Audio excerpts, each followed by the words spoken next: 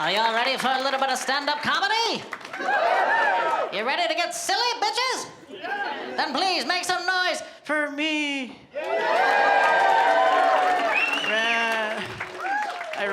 I ran out of budget. Couldn't afford anyone to introduce me, so I figured I'd just do it in a different voice. But hey, we're doing what we can. This comedy thing is so silly, dude. Like, someone's just on the mic, like, and then everyone else is like, it's so silly. Ever since the whole, like, Will Smith slap-a-rooney, bunch of people think it's a good idea to be attacking comedians on stage. And honestly, I love it. I love it. Oh, dude, this used to be so easy. You just write jokes, you make people laugh. Now it's about self-defense! I fucking dare you.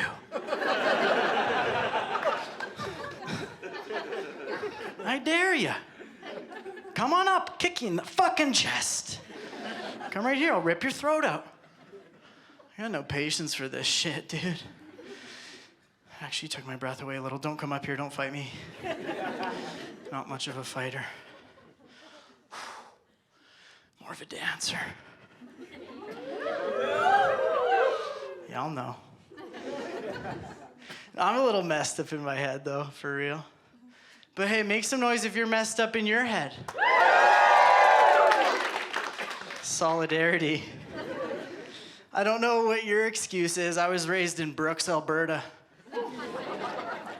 Good old Brooks, Alberta. Sounds like you heard of it.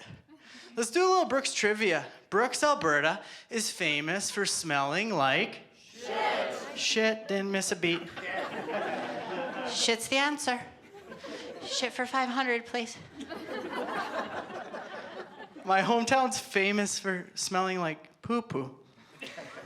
What a weird thing to be famous for, man.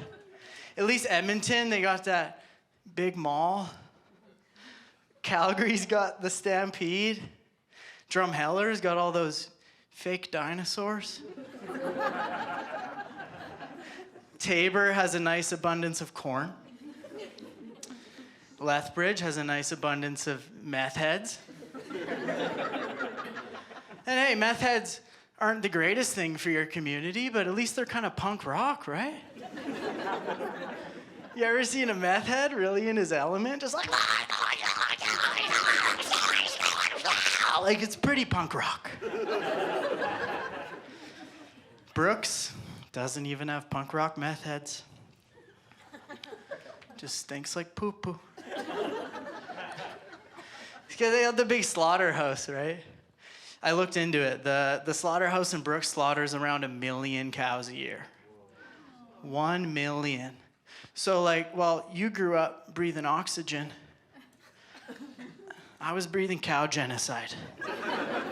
So, yeah, I got a couple deficiencies I'm dealing with. You were just a cute little kid going out to play, breathing in air. And I was breathing in the Auschwitz for beef creatures. Dude, I was thinking about it. Like, if your town slaughters 1 million cows a year, your town's haunted by cows. Pretty sure my entire family's possessed by beef demons. I don't know. What do you do about that? How do you fix that? Maybe do a little ceremony together?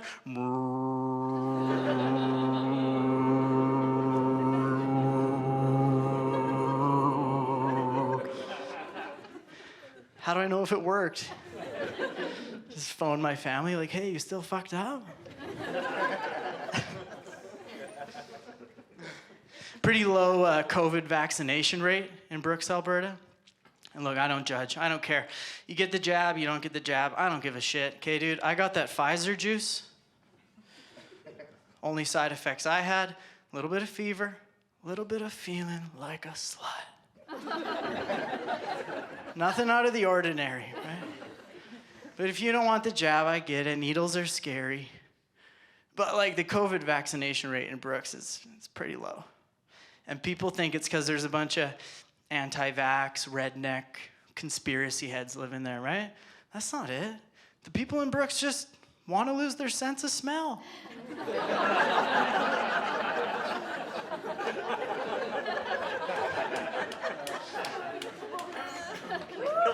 Can't blame them, right? They actually did long-term studies. Brooks people will be healthier with permanent lung damage. So yeah, my sister, she lives in Brooks. My sister's in Brooks. She got COVID. She phoned me up. She's like, I got COVID. And I lost my sense of smell. And I have never been happier. COVID saved my sister from the poopy smell. What a beautiful silver lining to the pandemic. No, I don't want to talk about the pandemic too much, though. We made it through, right? Just a couple things I can't shake off, though. Do you guys remember when the BC government was telling people to use glory holes as a form of COVID-safe sex?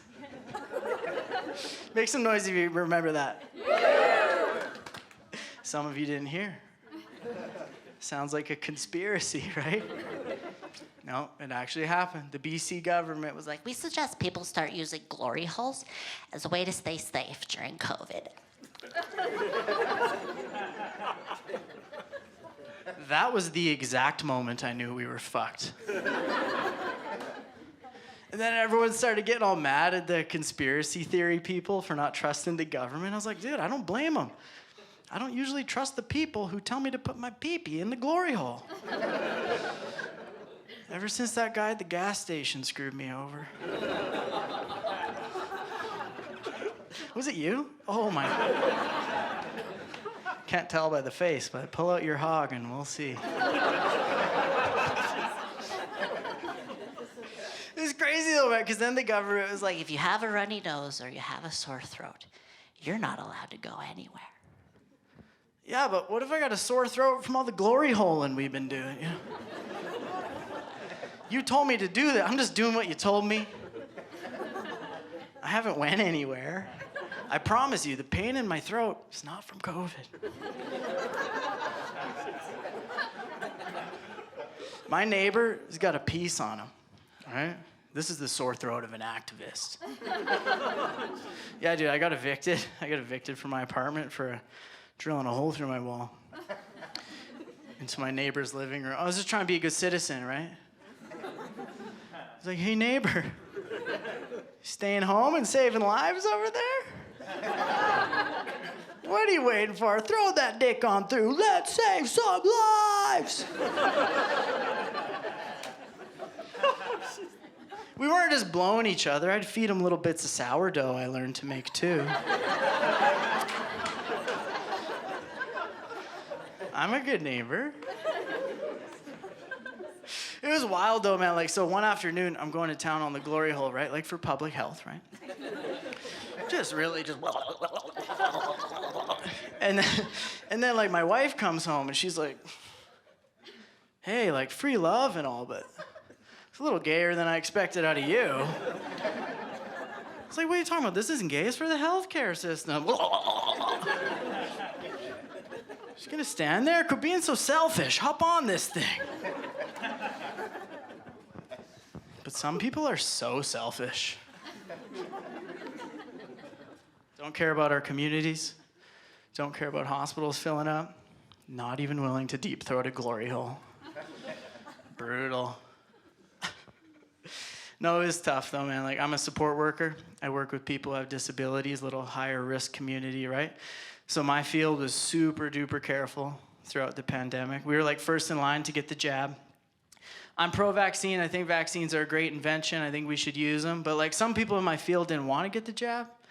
and some of them got fired. And I think that's a little too crazy. All the coercion around it kind of creeped me out, right? I think it should be a choice.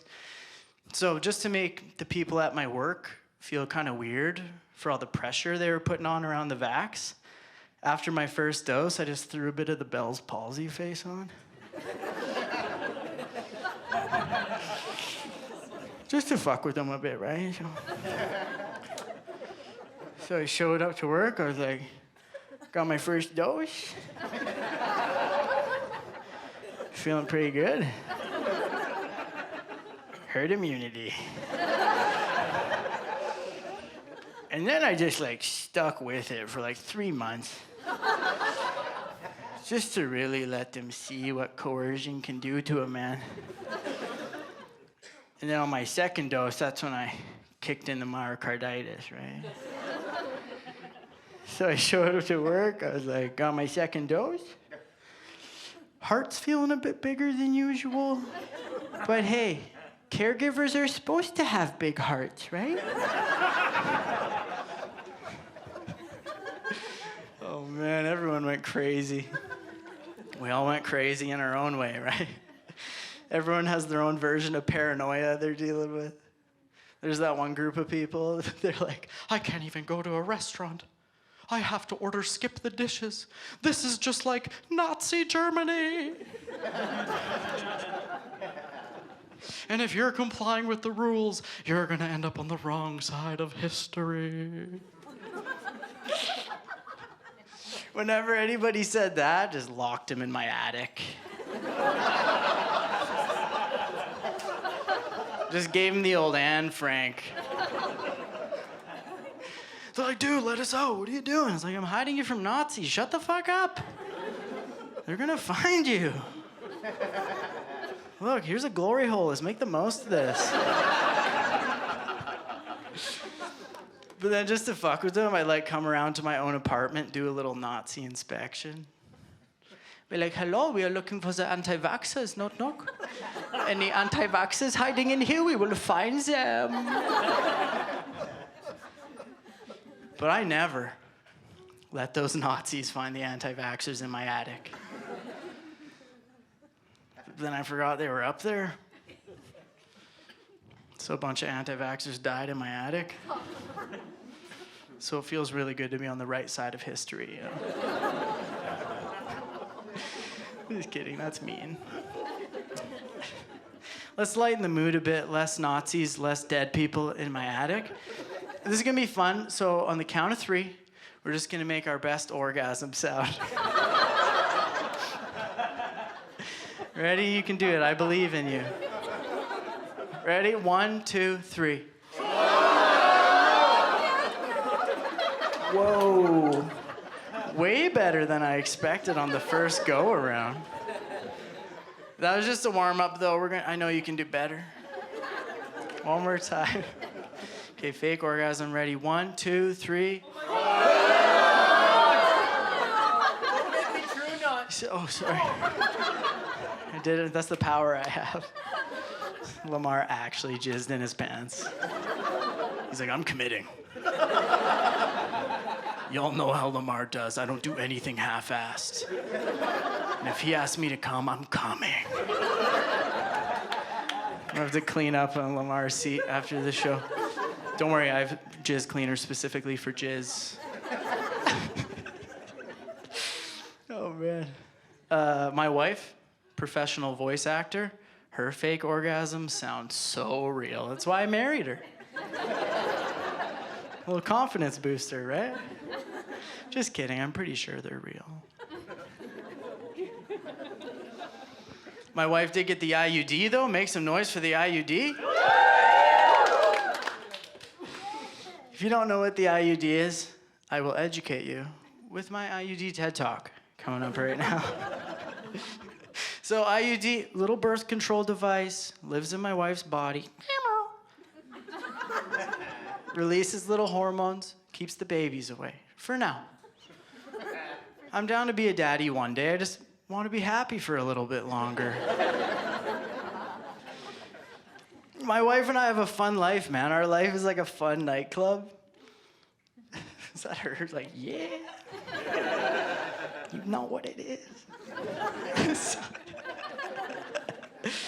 And the IUD is the bouncer at the nightclub.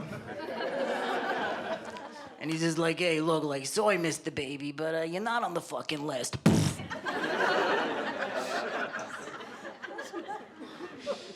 I did my research for this, so I found out there's a few different types of IUDs, and they have different names. So there's a Kylina. Who's rocking a Kylina right now? All right, a couple Kylinas. There's a Myrina. Who's got a Myrina tucked up in their body? Whoa. There's a lot of Myrinas. Holy, we got ourselves a party tonight. And then there's the Skyla. Anybody got a Skyla in their coochie magoochie? Skyla's an older model, yeah. So we got the IUDs, right? We got Kylina, Myrina, and Skyla. Sounds like a group of strippers who keep getting pregnant to me. Dude, the whole birth control thing, it's not fair, though. It's not fair at all. All the pressure's on the women. All of it, right? You gotta get on the pill. That can cause side effects. Gotta get an IUD. That can be uncomfortable. Gotta try to convince this guy to wear condoms. Like, good luck with that.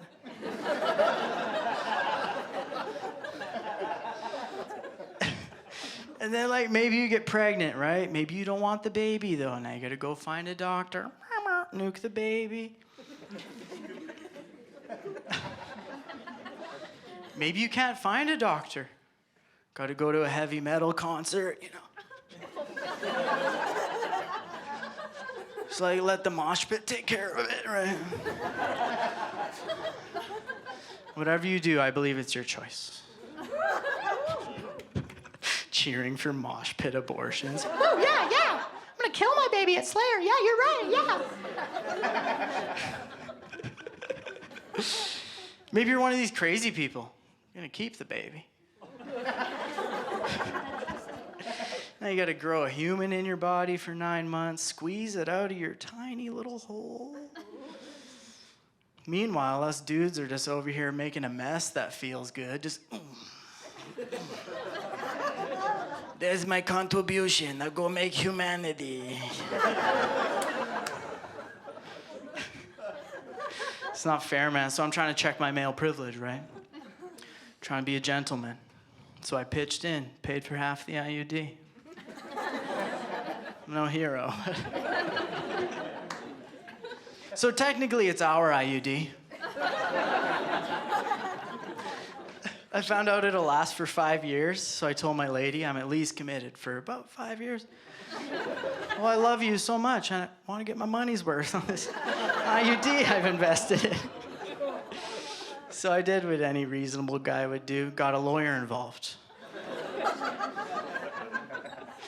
We came to an agreement that if we break up within the 5-year period, that I will get custody of the IUD. I know it's weird, right? Like, what am I gonna do with an IUD? I'm gonna put it on a gold chain and wear it around my neck.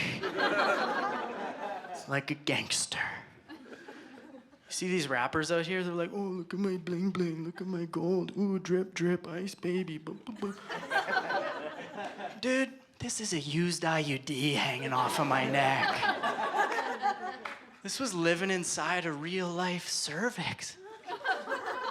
This was exterminating piles of potential children. I'm the gangster.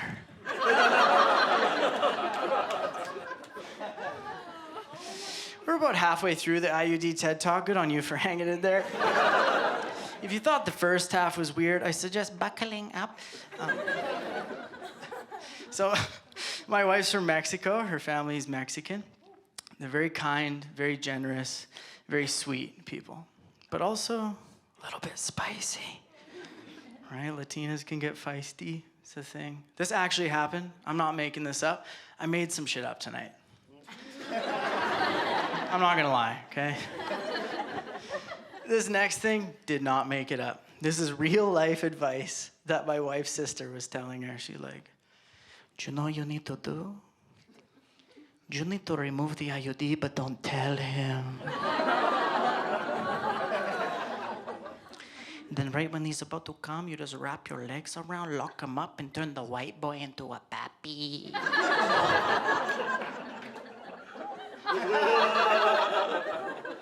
Keeping me on my toes. Found out in Mexico they call this La Escorpiona Bandida de Meco. Which means the scorpion cum bandit. Scary stuff. Anyway, so there's this little tiny string attached to the IUD. Helps the doctor find it, right? And once in a while, once in a blue moon, the IUD will give your pee-pee a little pokey. Nods his head like, yep, felt the pokey.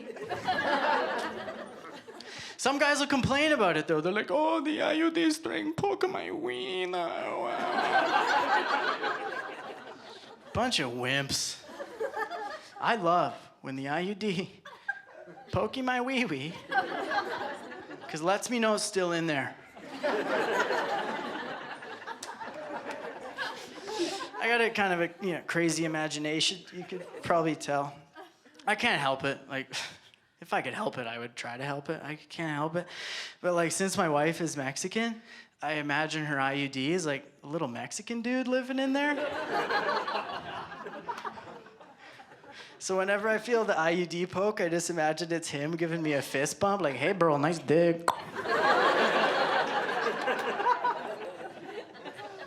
Just the other day, he's like, hey, bro, I know she said your dick was small, but, like, you made it this far, right? Thanks, Carlito. His name's Carlito. We changed it from Kylina. Felt more appropriate.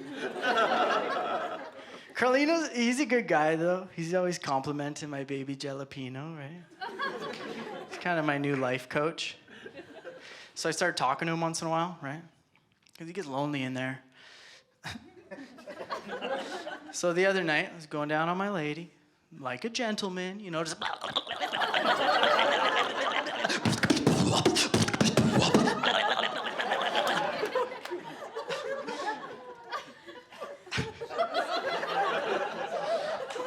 Then I was like, hey, Carlito, how you doing in there? He's just in there in his little gardener outfit. Spraying pesticides on the lawn. Like, hey, boss, don't worry. No weeds are going to grow here, okay?